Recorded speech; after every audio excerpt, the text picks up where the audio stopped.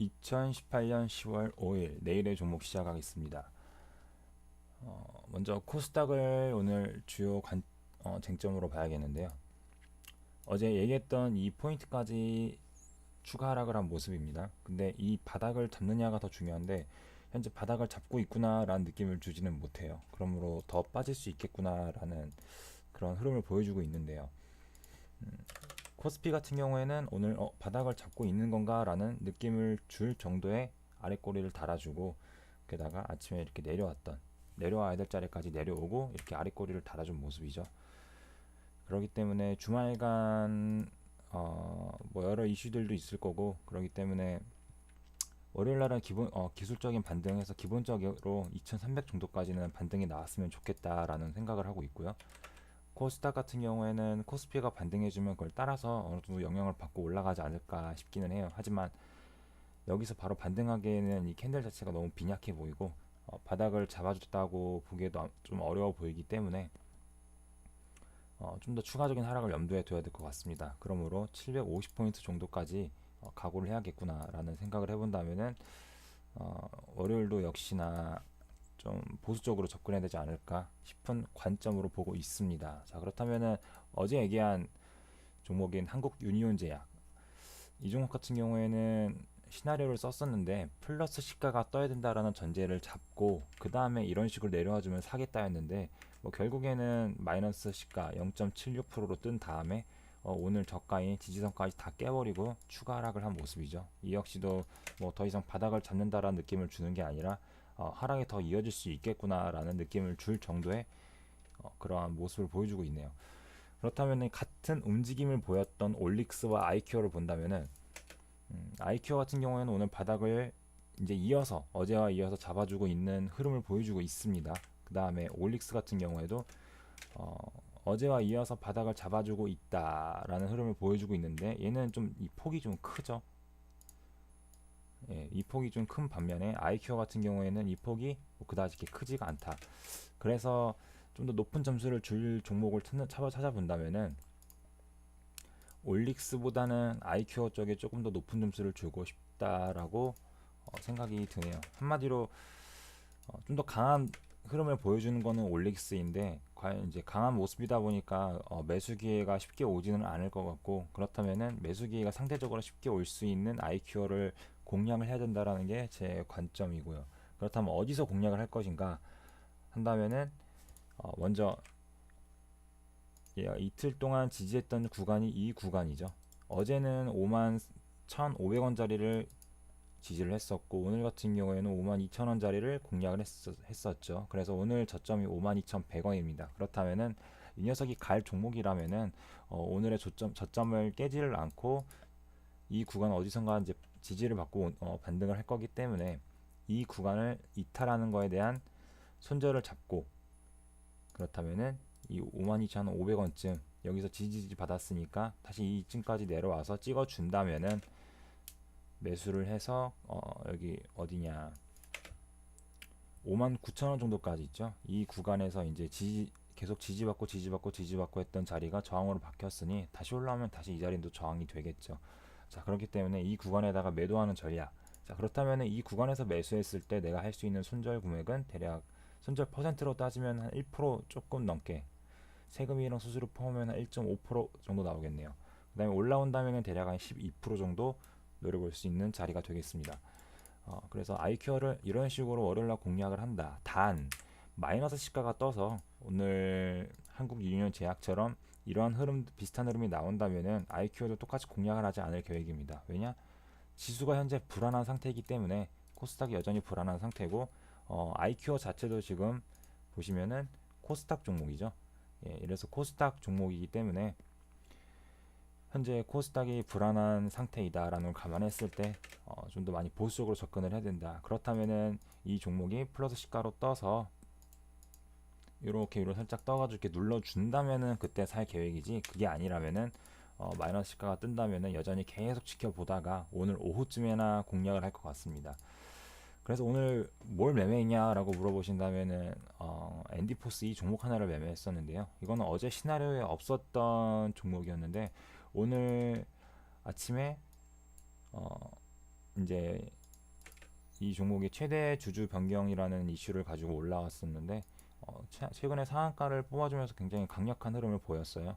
그리고 거래량도 많이 터졌던 모습이고, 그래서 이 종목을 본다면은 이제 특정 지지 구간에서 짧게 이 어제 저점 부근에서 지지를 하고 있는 모습을 아침에 보았고, 이 구간에서 지지를 하고 있었죠. 그래서 이 구간을 지지하다가 이제 깰 것인가, 그걸 계속 지켜보고 있다가 오후에 돼서야 이제 고점을 이렇게 높이는 모습이 나오고 저점을 여전히 계속 높여주는 모습, 즉 고점과 저점을 둘 다 높여주는 모습을 보고 아, 바닥 잡혔구나 싶어서 이제 2시쯤에 이 구간에서 이제 매수에 가담을 한 다음에 좀 지켜봤어요. 원래 이렇게 오랫동안 바닥을 잡아주는 모습이 나온다면은 오후 되면 이제 급격하게 한번 위로 빵 터지는 경우가 종종 있거든요. 그래서 그런 거를 기대를 하고 접근을 했으나 느릿느릿하게 이 구간에서 이제 계속 지지가 아닌 저항을 받는 모습을 지켜보고 매도를 했습니다. 그래서 뭐 짧게 한 5% 정도밖에 먹지 못했지만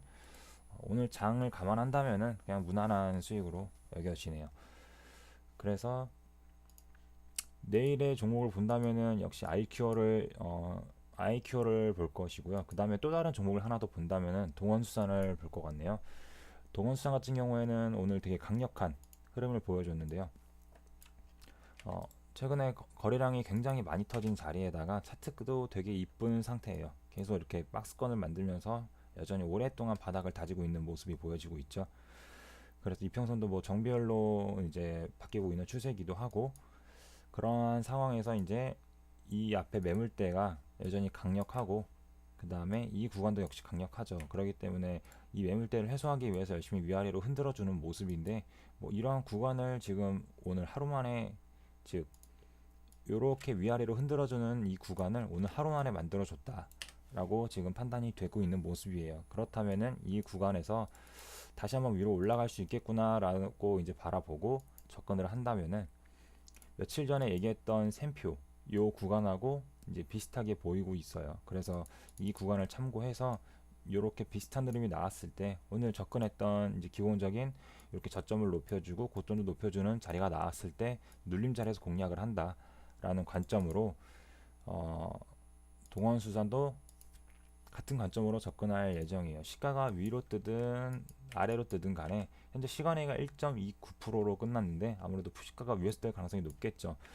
그래서 이 종목은 게다가 코스피이기 때문에 종목 그 코스피를 봤을 때 그렇게 불안한 모습도 아니죠.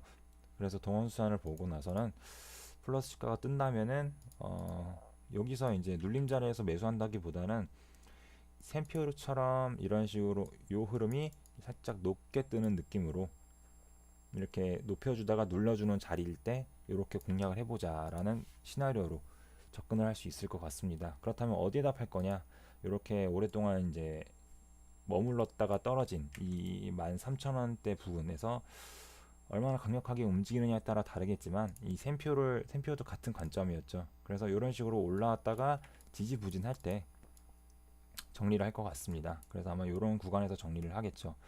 이렇게 흐름이 비슷하게 나올 때요. 그래서 샘표를 참고 지표로 삼아서 동원수단을 접근해보자 라는 게 제 관점입니다.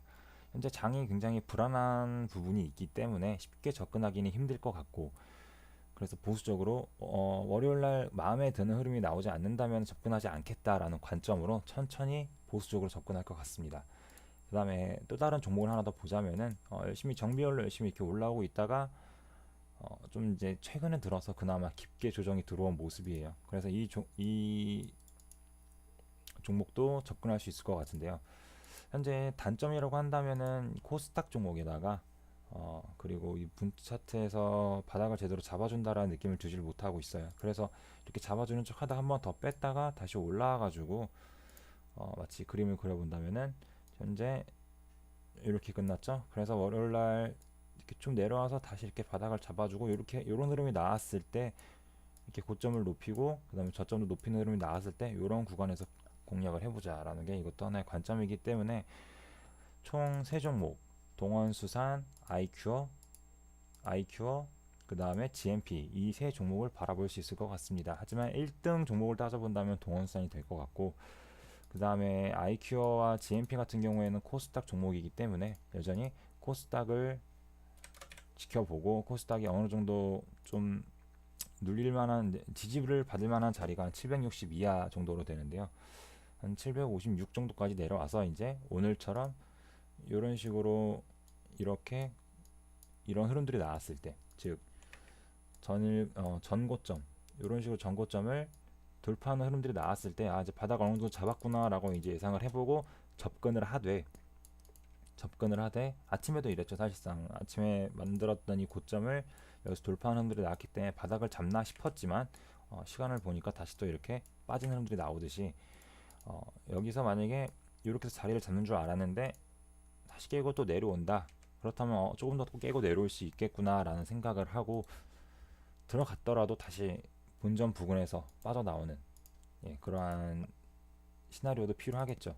그래야지만 이제 조금 더 보수적으로 접근해서 손실을 최소화시킬 수 있으니까, 굳이 빠지는 거 알면서 접근해가지고 손절을 당할 이유는 없겠죠. 1, 2%가 적더라도 그게 누적되면 굉장히 큰 금액이 됩니다. 그래서 그러한 관점으로 접근하셨으면 좋겠습니다. 자, 주말 잘 보내시고요. 수고하셨습니다.